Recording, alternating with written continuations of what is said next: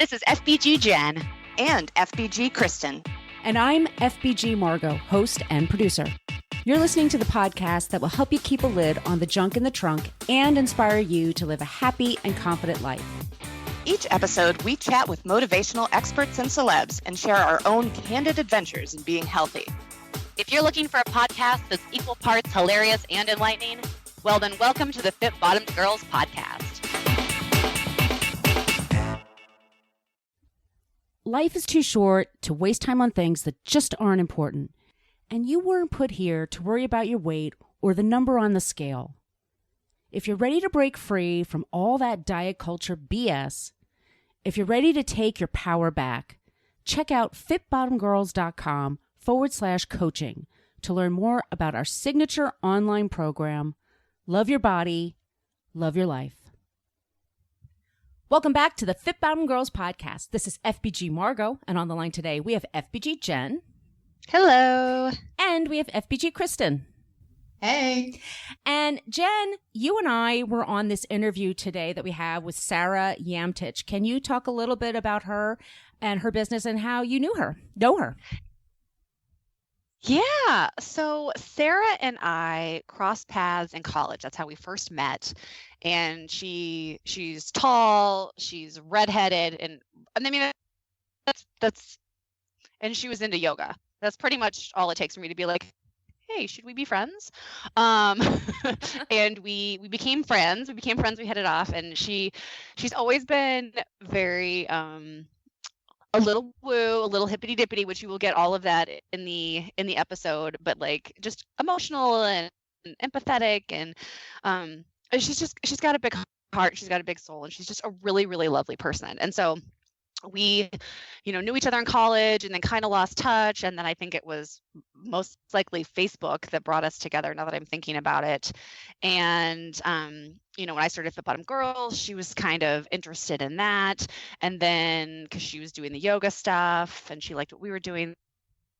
So there was a stint where she was a health coach, and she was not a health coach, but a life coach. And then she wrote a couple articles for us, which were great. Like one was about how you should resolve to stop gossiping. So she's just done a lot of like really cool content for us, which we can link out to if you want to read it. They're great posts. So she did that for a little bit, and then she had some other kind of things happen in her life, and we kind of drifted apart. And then we ended up being pregnant at the same time when I had my daughter, or my first daughter.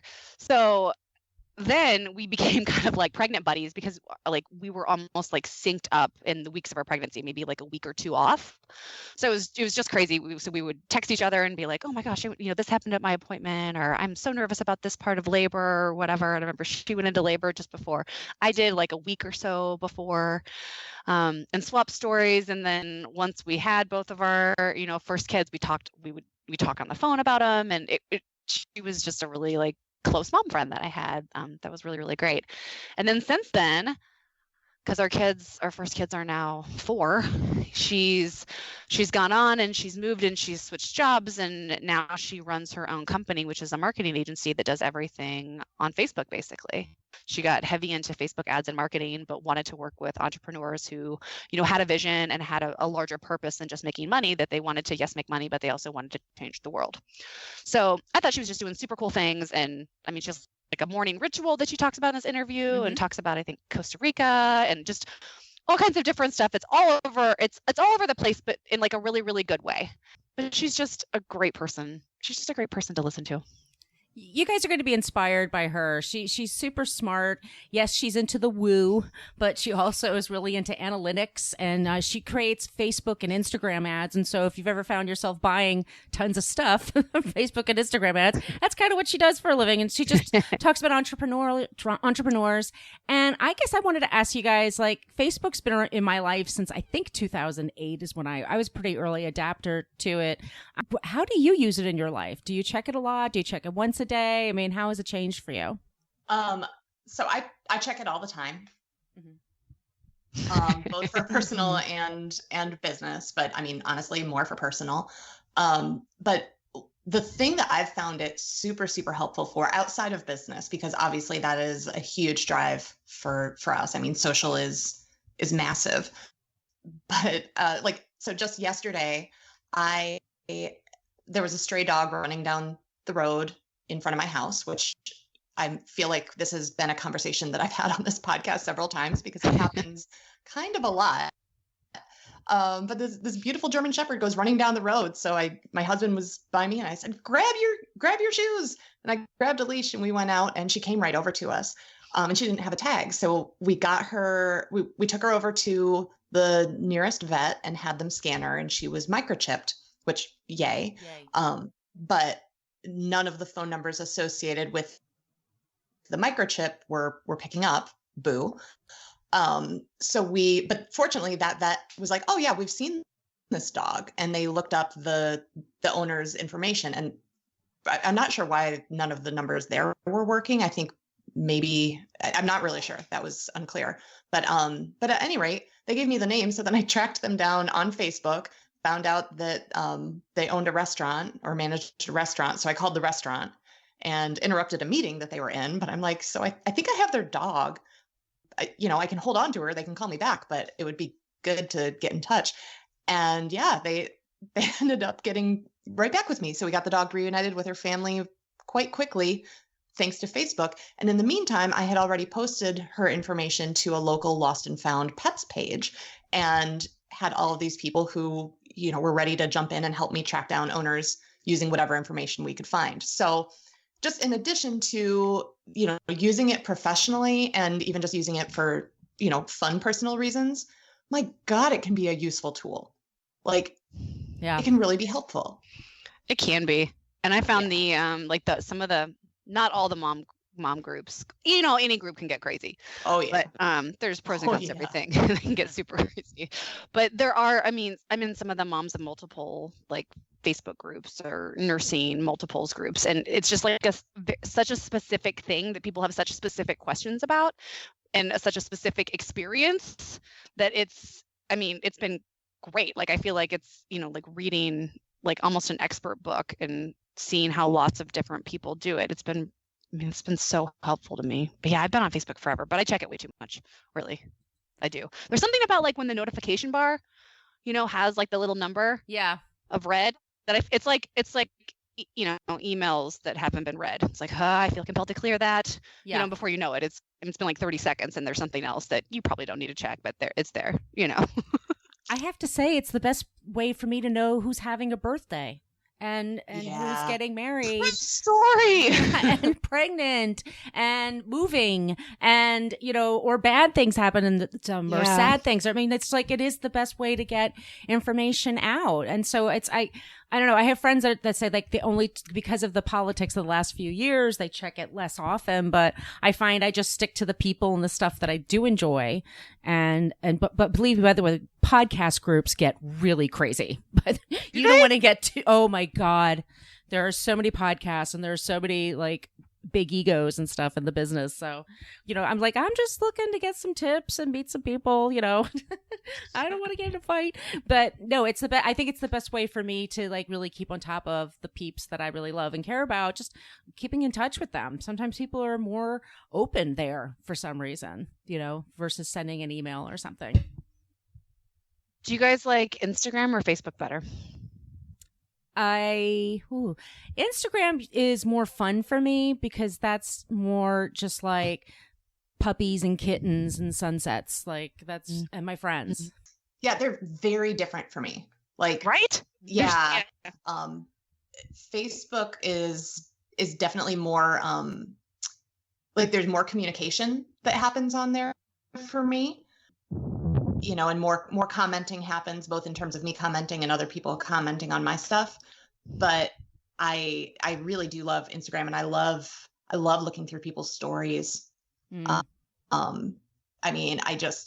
think that's fascinating. And I will also say that Instagram is where I'm more likely to follow up with like with celebrities who I like, especially when they're doing a press tour. Yeah. Because it's really interesting to see some of the kind of behind the scenes stuff and the logistics. And it will not surprise anyone to know that I was totally following with Chris Hemsworth and Tessa Thompson as they were doing their Men in Black press tour around the world. But both of them are funny and interesting. And like, I felt like I was right along with them. So And I don't know, I don't have that same feeling on Facebook.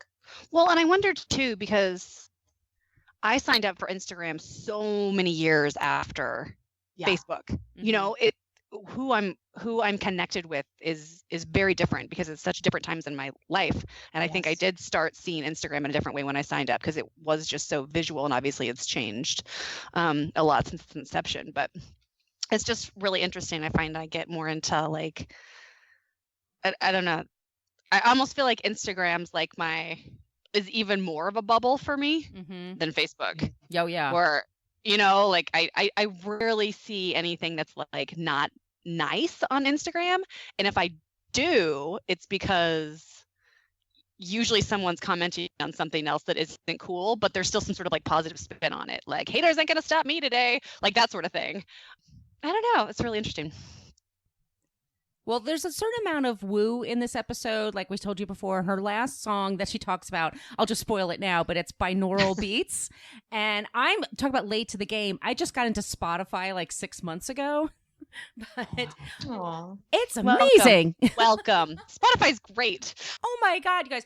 Follow me at Margot Donahue, by the way. I put all my workout playlists on there, but I found binaural beats there, and it's just like, it's so cool. It's like this very hippy dippy kind of music that she uses to change her aura. You guys will love Sara, by the way, our interview today. Like, her daily routine sounds really fun, but very focused. And I bet it's the best way to start a day, especially if you're as busy as she is. Yep. Yeah. So what about stickers? What do you guys think about stickers? I'm woo woo about stickers. I love stickers. I'm on a pro sticker platform. I love me some stickers, and we made some Fit Bottom Girls stickers just for you guys that listen to the show. So if you'd like a sticker, please send us an email. It's podcast@fitbottomgirls.com. We'll drop them in the mail for you. Please be sure to subscribe to the show. That way you'll never miss an episode. And if you leave us a 5-star review in Apple Podcasts, we will read it on the air. And guys, I say let's get right into our interview with Sara Yamtich. Diets and restrictions don't work. After years of experience in our own lives and with thousands of readers, listeners, and followers, we know that the information and formula in our signature online program, Love Your Body, Love Your Life, does. And by listening to this podcast, you can save 20% when you use the code FBG Podcast. So sign up and save at fitbottomgirls.com/coaching. Sara Yamtich is the owner of Resonate with Sara, a Facebook and Instagram ads agency supporting mission-driven entrepreneurs who want to amplify their impact and make money doing meaningful work. She helps businesses escape the overwhelm of DIY and inauthentic ads and makes marketing a damn near spiritual experience. She has a master's in social work, a yoga teacher training certification, and is a single mom to her son, Indiana. She stays fit and spiritually connected through her badass morning ritual, which consists of dance, yoga, strength training, meditation, and journaling, all before her son wakes up. Welcome to the show, Sara. Yay, thank you. It's so good to be here. It's so nice to have you here. This is FBG Margot, and on the line today, we have FBG Jen. Hello. And I'm going to ask you the first question. I just want to talk about women as entrepreneurs and social media. Why do you think so many women are finding success there?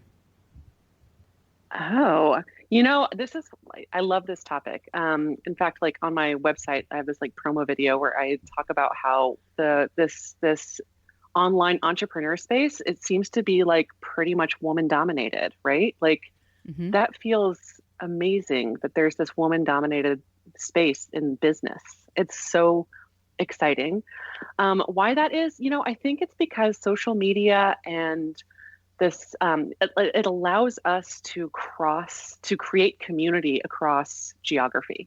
And women, not to be essentialist about it or overgeneralize, but I think in general, women really, really love community and peers and networks, and we thrive in that kind of environment. And so gone are the days of like sitting in an office and being so totally isolated. Now we have like, I have, y'all as part of my community. I have people all over the world as part of my community, and I can like collaborate with you across the country and across the world. So that's one reason why I think social media is super woman dominated right now. So tell us a little bit about how you got into being an entrepreneur and your business. How did I get into this? Okay, so I have a master's in social work, and I worked in social work policy for 5 years, the federal level, in the government, in a cubicle, in an office. And while I felt like I was doing good work, I did not thrive in the beige world. And I also really felt like I needed a lot more like immediate impact. So in 2012, I jumped ship and packed all my things into my Honda Fit and moved across the country and got my life coaching certification. Instead of going like the route of like clinical social work, I was like, no, I don't want all that red tape. So I got that coaching certification and then quickly realized that I also needed to market myself. So I took Marie Forleo's B School in 2012 as well. And then that just kind of spiraled over, it's 2018 now. So for the last 6 years, I fell more and more in love with marketing, with online marketing, and with this community, and with helping other entrepreneurs, mostly women, although I do have male clients too, to market themselves. So what advice would you give to people who want to get into social media to brand themselves, but they're worried about privacy and also the data collection? We keep hearing about that in the news. What advice would you give to people? Well, I mean, unfortunately, there's not a whole lot we can do about the data. I mean, it's everywhere. It's done. Like if you get on your computer and go to a website, data has been collected about you. Like barring social media completely, if you even buy things on Amazon, you are pixeled and captured. So my advice would be that if you really, really don't want that to happen, for one, shut down your computer and don't get on it anymore, and your phone, and maybe move to the jungle. But that said, it sounds inviting thinking about it now, but go ahead. I know, right? No, you're like, That said, this is another thing that is sort of one of my soapboxes, and I don't mean to diminish people's fear around this at all, because I know there is a dark side to it. But since it is done, I feel like we can use this power for good. And, for me, Facebook ads, because that's what I specialize in, is Facebook and Instagram ads. They have the most granular targeting of anything, we've ever seen before. Like, TV commercials, radio commercials, billboards, that was all pandering to the lowest common denominator. And now you can get on social media and you can have something, if it's done well, that is exactly what you need and exactly what you want. Like, I don't know how many times y'all have been on scrolling through Facebook or Instagram and been like, oh my God, those shoes are exactly the shoes that I need. That bra is exactly the bra I need. And that's kind of a beautiful thing. And without that sort of data issue, Instagram wouldn't have known that you needed that. So I kind of love it.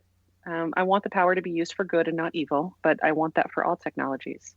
Well, I know I've seen that so many times, and I think in some ways, and tell me if you agree with this, it almost kind of, from a marketing standpoint, levels the playing field, because if, like, in something that we do with, we occasionally will use some Facebook ads, like not a lot, but we'll boost posts here and there so it reaches more of our audience and more people that we think would like it. And we have a very non-dieting, message. And so if we're up against, big old company that has multi-million-dollar budget and they're doing, like TV ads and radio ads and all kinds of stuff that we don't have, the budget for at this moment. But we can do, $20 on Facebook that will show it to thousands of people. It's kind of nice that our message can get out and, maybe not reach as many people, but it's still going to reach the people that it really matters to and might really resonate with. Absolutely. I love that too. I mean, and I still tell people whenever they're like, oh my God, Facebook, is so expensive. And I'm like, no, dude, it is not expensive. It's going to get expensive at some point. It's going to get a lot more expensive, but it totally levels the playing field, and it's way more affordable than traditional forms of marketing. So talk to me about, Okay, I've been thinking a lot about this. Sometimes we see a lot of women who struggle with self-belief and really in a lot of ways kind of find it hard to give themselves the credit they deserve. And I think that when it comes to women owning businesses, sometimes that can translate into marketing, where those beliefs, they're like, oh my gosh, I don't want to talk about myself, or I don't want people to think that I'm bragging about myself or my accomplishments or whatever. Do you see that with some of the women that you work with or other women that you know, that there's kind of this reluctance to outwardly market or promote themselves? Yeah, yes, absolutely. I do think, women definitely have a higher proportion of people who suffer from imposter syndrome and who have a hard time stepping into the spotlight. In fact, I mean, from my own experience back when I was trying to market myself in 2012 as a life coach, that was my biggest hurdle, was that I hated self-promotion. I loved promoting other people and I hated self-promotion. And it was like existential crisis city all the time. And I really had to, and I still have to work through that. But that's why I think entrepreneurship, is, and especially online entrepreneurship is this, it's beautiful because it requires us to step up and step out. And you almost, like, if you're going to be successful, you have to authentically come into your own and be confident. And I think by the time a client comes to me and, can afford to spend as much as they need to spend for Facebook ads and having me manage their ads, they've probably dealt with that by that point. But that said, I have definitely, I am there for people to hold their hand through that when they need it. So if somebody's like feeling really nervous about like doing Facebook Lives, like I'm so here for that to help empower them. And, trying to find the things that will help you feel better. Like if you go to my Facebook page, almost all of my Facebook Lives are discussions or interviews, because I do so much better. I'm extroverted. So I do so much better when I'm talking to another person than I do when I'm just sitting there staring at the computer screen, talking to myself or feeling like I'm talking to myself. So there are ways to like, sort of like, like I said, women act in community. And so the more that we can leverage one another to empower each other and ourselves, I think the better. So how did you work through it? Sorry, Margot. How did you work through your self-promotion stuff yourself? You know I was going to ask her, right? You know it. How did I work through that myself? I mean, it's been several years. I would say that has only been this year that I have really, really been able to do it. I mean, back in the day, I did blog. We didn't have Facebook Live back then, I don't think. I did blog, and it was like pulling teeth for me. And I did post them on Facebook, and I did have my website, and my emails that I sent out, but it was really hard for me. I would say it was this year that I was finally able to sort of own my own story. And I think a lot of that kind of came with age and kind of going through certain things that made me feel like a badass warrior goddess, where I was like, you know what? I am awesome. And I do have an amazing story to tell. So some of that was just like age and experience. Some of that was the people that I keep close to me, like the friends that I have, the friends that I keep. They say that you're the average of the top 5 people that you spend the most time with, right? So if you're hanging out with a bunch of really confident warrior goddess babes who all feel really great about themselves and have abundance mindset, then that's going to help you too. And so I have really good friends. So what are the common mistakes you see people making when they are using social media to raise awareness for their brand? What do you think are common mistakes they make? Well, okay. So I don't know. Common mistakes would be when you talk about social media more generally, that's not totally my bag. My bag Right. is really, really paid advertising. Yeah. So with paid ads, I think that having professional copy is one of the most important things you can do. And it's an investment, but it's really, really important to have professional copy, unless you yourself are a badass copywriter. But it's that having somebody who really, really gets how to reach into the hearts and minds and souls of the audience and tell your story in a way that they're going to be able to hear, and that's going to have them scrolling through, I think that's really important. And so a mistake would be somebody, trying to DIY and put it together themselves without bringing on the team that can help them really, really shine. I like things to be really polished and to look really good. And that might kind of fly in the face of a lot of advice that people say, like, you don't have to be perfect. I'm not saying that things have to be perfect, but if you're going to do really well, like, I would say, like, hire a professional copywriter, have headshots done, professional headshots, or at least have your friend take a picture with your iPhone 8 that looks really good. And if you're going to go live, make sure you have like decent lighting. If you have to sit in front of a window because you don't have your diva ring yet, that's fine. But I would just say, like, take care, like put thought and care into how you're presenting yourself. Good advice. And you've been in business for how long? You've been doing Resonate with Sara for how long? Just a year. I started in January. Yeah. Okay, cool. And you've had really good success for just a year. Do you have like a biggest lesson or something that you've learned along the way that you can already look back on in just a year and be like, oh, that taught me a lot? Well, I have some from the previous years too, but the big one from this year that I'm still learning is delegation. Yeah. I'm a big time perfectionist. And so, I do things a certain way. I want, just like I said, I want the copy to be beautiful. I want the emoji game to be on point. I want the headlines to be capitalized with, how they're supposed to be capitalized. I want the spacing to be right. I'm a perfectionist, and, and also like having all of the, the less creative, but the more sort of the data pieces, and having everything set up in the right technical ways they need to be set up in Ads Manager. All those little things are really hard for me to delegate. And if I don't figure out how to do that, then it means I'm working 10, 12-hour days, which is not why I got into my own business. Well, let's talk about your day. What time do you get up in the morning? What's your regular ritual? Because you have so much going on. I know. I get up I set my alarm for 5 a.m. Yikes. And then sometimes earlier, sometimes like 4:45, definitely no earlier than that, but usually 5 a.m.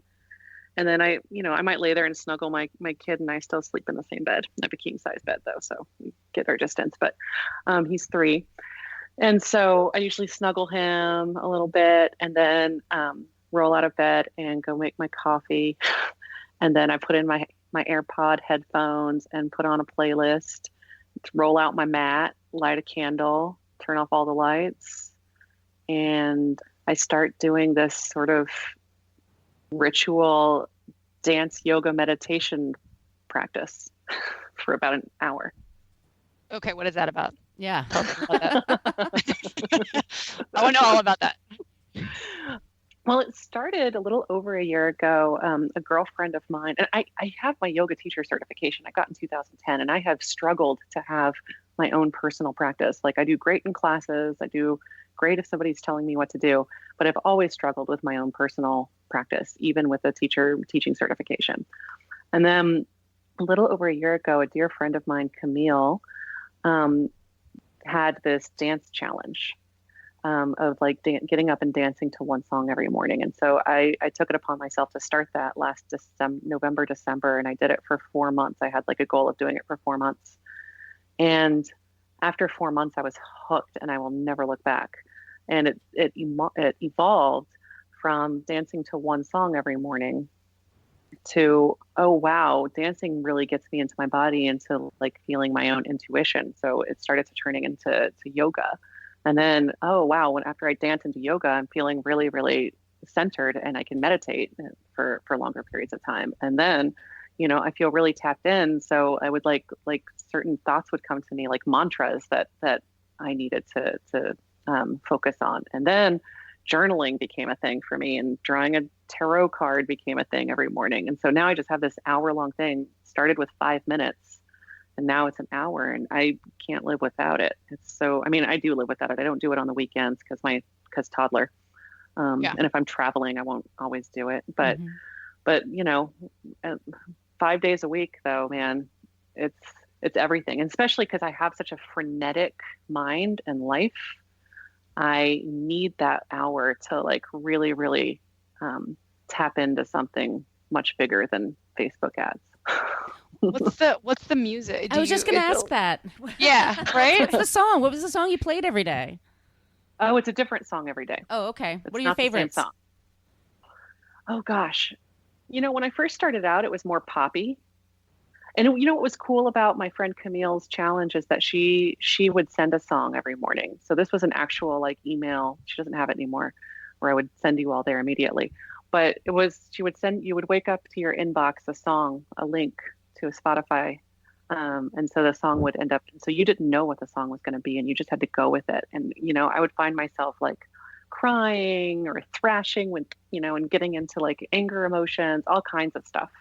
So I don't, but I started out with some like more pop stuff, like, Beyonce is really fun. But now I don't even know the names of the stuff I listen to. It's like, can I swear on this thing? Yes. I'm going to say it's hippie shit. Oh yeah. It's like all like airy fairy, like yeah, mysticky totally. kind of. Yeah. Yeah. Just like I don't like all of that kind of music. And it's certainly not the kind of music I listen to when I'm like riding in my car and like doing stuff, but like in the morning for that ritual. I've got lots of playlists. But I always revisit, Florence and the Machine and, Marian Hill. And, I've got several that I keep coming back to that are a little bit more popular, but for the most part, it's hippie shit. So how does that help you in your different kind of roles that you play as just, being a human and then being a mom and being a business owner? Like how does that set you up for the day? Well, in terms of like being a mom, I'm a single mom, a full-on single mom, which means I don't have a local co-parent helping me out. So that hour, sometimes my kid will wake up in the middle of it and that's fine. But typically that hour is like my sacred hour. And that's why I get up so damn early. And so it really helps me not feel resentful. It helps me feel like be a better mom to have that space for myself. And then in terms of my day, like it helps me come back to myself because I know last year, 2017, I was working for another agency and I was working my ass off like 70 hours a week. And I did not have this practice and I was crazy. I was mean to my friends and to my baby. I was just stressed the F out. And this really keeps me like coming back. At least I know that once every 24 hours, I come back to a place of stillness and calm and intuition and being, I don't know how woo y'all are, but getting sort of like tapped into sort of whatever sort of universe, God, source, woo shit that I can tap into for at least an hour every day. We're pretty woo. We can go pretty woo. Yeah, you're good. You're in my company. You're in safe company here. Yeah. So that's, a couple years ago, I had this, a really magical trip to Costa Rica. It was my second time there. This was in 2017. And it was just this huge spiritual epiphany for me. And I have never really been the same ever since then. It was like a magical moment with a waterfall. And now that waterfall is tattooed on my left arm. But I would say that my morning practice helps me tap back into that, whatever that was. Well, now you got to tell us about the magical moment. Really? Yeah. Right, Margot? Yes. Where's Margot? Where's Margot? Wait, can you hear me? Margot's muted. Oh, now we can. Yeah, you were just sorry. The radiator is going off in my apartment, so if you hear a hissing sound, everything's okay. It's just cold. You're not being like attacked by a snake or anything. No. He's in the jungle going with out. me. Yeah, exactly. Yes. Yeah, the jungle. Yeah, it's also magical moment. I want to hear about the magical moment. And you do too, Margot? Yes, I do. Okay, well, so this was shortly after He Who Shall Not Be Named was elected. And yes. I was really stressed out working a lot. And I had taken my day job back. I quit back in 2012, but I had to take it back very temporarily because of personal reasons. And so I was sort of depressed about that and feeling like really disillusioned at the macro level and the micro level. And, single mom. And I took this time away by myself to Costa Rica to sort of get my act together, get my shit together, figure out how I was going to cope. Because, oh my God, I was crazy. I was like thinking about buying a gun, and I'm totally like not, I'm a liberal. And I was in crazy mode, listening to NPR 24 hours a day. And so I go there, and I had this amazing experience. It was right next to a waterfall where we were staying, and I was at a yoga retreat. And I just remember looking at the waterfall, and I was convinced that the world was about to end, that the planet Earth was going to buck us off. And I had this moment where I was looking, like I was at the waterfall, and there were lots of moments, but this was like the peak, one of the first ones, where I just felt this sense of calm, and I felt this sense of no, the Earth is not going to buck us off, because we are her. We are conscious embodiment of the planet. The planet, it has a disease like an autoimmune disorder, like cancer or something, where it is attacking itself. And so she is doing everything she can to consciously heal. Just like, whenever you guys probably have some sort of illness or sickness, or when I have an illness or sickness, I do everything I can to try to consciously heal it. That's exactly what our planet is trying to do by waking individuals up one by one. So I just had that sort of epiphany, and I try to stay tapped into that as much as possible. Did I get way too deep and weird? No. I mean, a lot beautiful. of people felt that way, still feel that way. So yeah, we're still dealing with that. I mean, every morning, like I try to connect to white light and then like send healing energy down to the crystal core of the earth. So. Okay, thank you, Jen. I just really needed to hear that, so I feel so alone. It sounds pretty crazy, but that's really what I do every day. I'm like, well, it's the least I can do, right? To send some good energy down there. Like, sorry about what's going on. Yeah. Yeah, I mean, and just like I feel like knowing that we're not separate from the planet, but that we are part of the planet. Like the plants and the animals and us, we are all part of the planet, and not something separate. And the poor planet has an awful self whatever mutilation problem. Mm-hmm. You know what? What's interesting is that I was talking to my husband about something similar to this the other day, and he like a completely different take on it. He was like, no, he's like, you've got it wrong. He's like, well, yeah, we're all like one, but like the planet's going to be fine. The Earth's going to be fine. Yeah. We're just going to destroy ourselves and like everything else on it. No, I mean, I feel like that's similar. I don't feel like that's necessarily incongruent with what I'm saying. Like, I feel like it's like, okay, so either the planet, succeeds in healing herself by waking us up, helping us wake up, giving us the opportunity to wake up, or she cuts the tumor off. Mm. The planet's going to be fine. Right. But, we might not. Like the planet may decide that no bueno, sorry, you guys, you missed the boat. You got to go. That's it. Your time is over. But I do think that the first line of defense would be to heal through natural methods. You know what I mean? Like if you got cancer, right? Or if I got cancer, I won't talk about you getting cancer. If I got cancer, if I got cancer, I know that my first line of defense, or I'm pretty sure, can't know for sure, I'm pretty sure that my first line of defense would be to try to do something. I would try first to go to that Hippocrates Healing Institute if I could afford it, wherever that is in Florida or something. I would try it like hell, unless it was like dire urgent, to heal myself as naturally as possible with meditation, food, all the things. Yeah. Before I went to more extreme measures. And so that's my metaphor. I love it. Yeah. So I wanted to ask you, a few years ago, you used to work at the CDC. And can you tell me what was your biggest challenge when you worked there? It could have been a health challenge or getting information out to people kind of challenge. Like, what was the big challenge for you there? The big challenge with working at CDC? Yeah. Like, was there some sort of illness that, you needed to try to get information out to people, and it was really hard to do that. You know what I mean? Well, I worked primarily in the Division of Violence Prevention, Ooh. on violence against women and children. And previous to that, I had worked with survivors and perpetrators of domestic violence and child maltreatment. So I was in a very non-traditional part of CDC, where we weren't working. I mean, violence is an epidemic, but I wasn't working on traditional epidemic disease for the most part.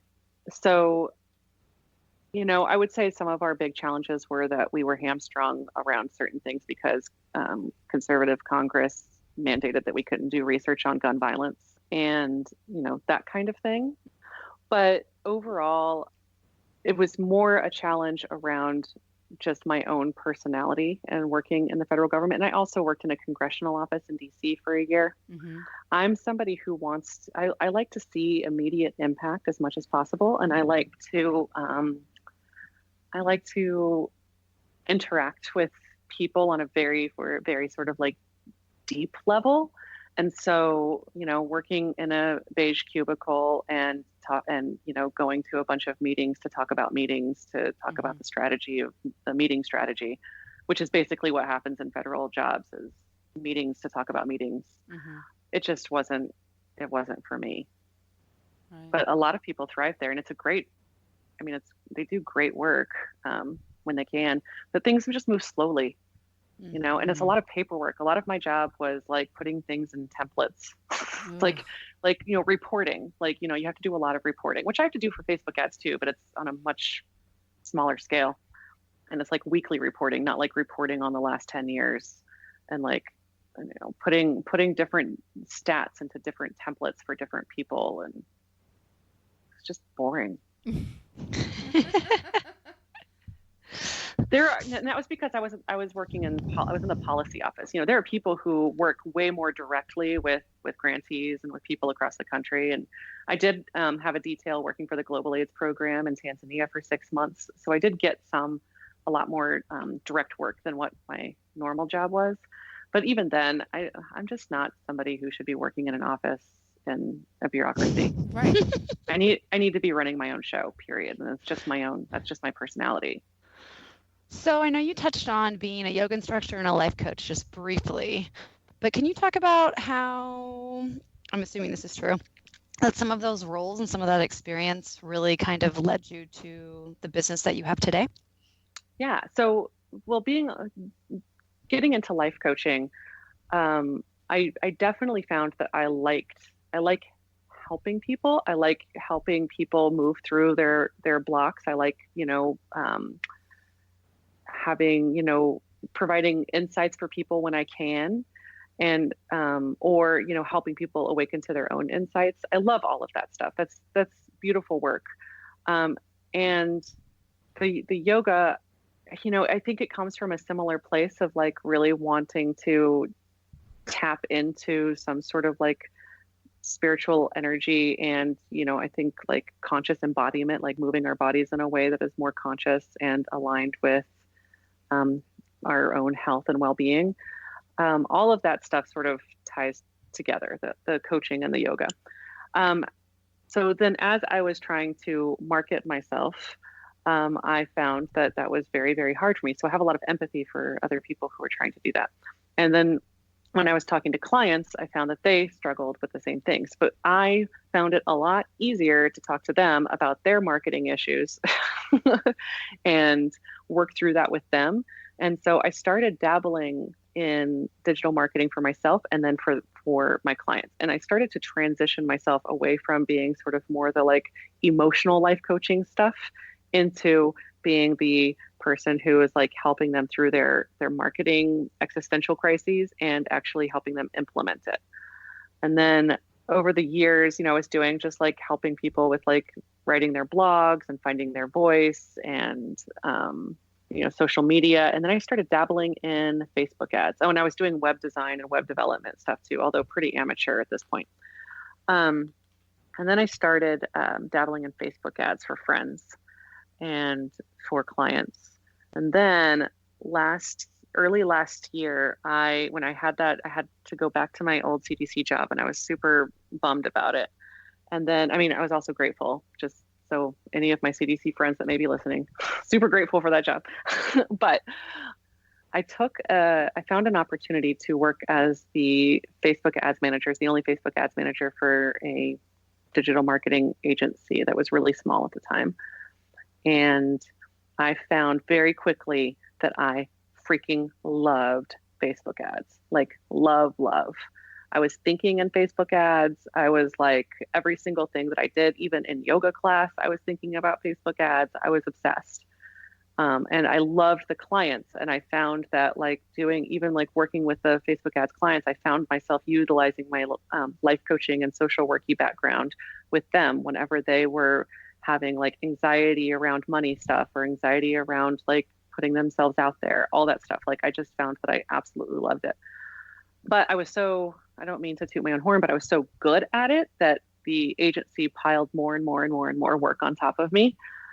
Even though I was like screaming for them to hire more people or slow down the intakes, that by the end of the year, I was so burnt out that I decided to jump ship and start my own thing with my own values. And so now I kind of consider myself the Facebook ads agency with soul, with heart. So, you know, I bring that social work, life coaching, yoga, sort of abundance mindset and emotional maturity to the table with this marketing thing. Do you use Facebook for fun, or is it only for Facebook ads for you? Oh my God, that's such a good question. I don't think anybody's ever asked me that. Yes. Good job. Way to go, journalist. You know, not really anymore.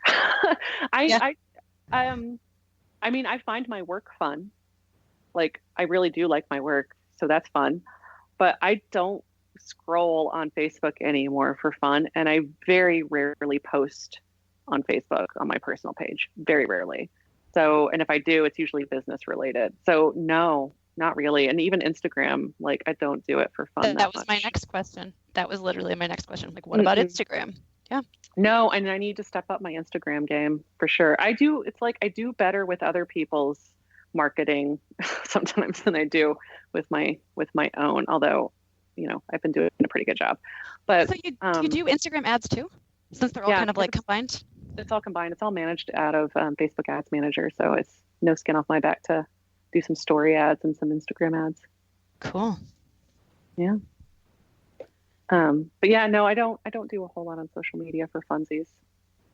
For yourself. It's okay. Yeah. You need to unwind from it, right? Like at the end of the night, or I can understand that. Yeah, no, it's totally true. I'm not really interested. I still, you know, I don't even really want to look at screens anymore by the end of the day. So it's like, oh, I should have watched like that cool new Netflix show. And I'm like, I don't want to watch the cool new Netflix show. I need to do something else. I've been there for sure. For sure. Yeah, I get it. Yeah. So where can people find you on the web and on social media? Yeah. So on the web, I'm at resonatewithsara.com, and Sara is spelled without an H. And you can find my promo video that I was talking about, but also even better than that, my blooper reel. Yes, I love that. It is good. I watched it. It's great. But that's also on my Facebook biz page, which is facebook.com/resonate with Sara, no H. And same for Instagram, resonate with Sara. And we just have one more question for you if you're ready. I'm ready. Okay, let's do this. Okay. What was the last song you listened to before you did this podcast interview? Okay, I have to look at my Spotify. Go for it. Get 100% accurate response. Yeah, because it would be whatever I was dancing to this morning. I was going to ask. I'm like, is that the song? Well, the last thing I listened to was something that's not a song at all. It was like this meditation brainwaves thing. Oh. So that probably doesn't count. What kind of brainwaves? It's called binaural beats, and it's like this, like it's supposed to do something. I don't know, guys. Don't ask me what it does. Wait, there's deep sleep. There's some that are there's some deep sleep. There's all sorts of. It's supposed to sort of like get you into this like theta wave state in your brain that is like really, really, really calming.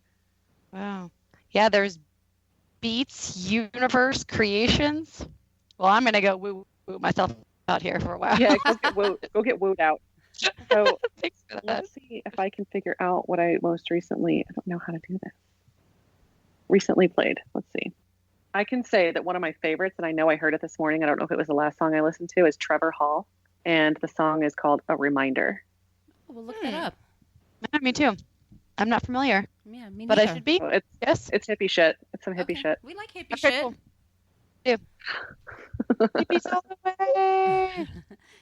Thank you so much for appearing on the show today. Thank you for having me. This was really fun.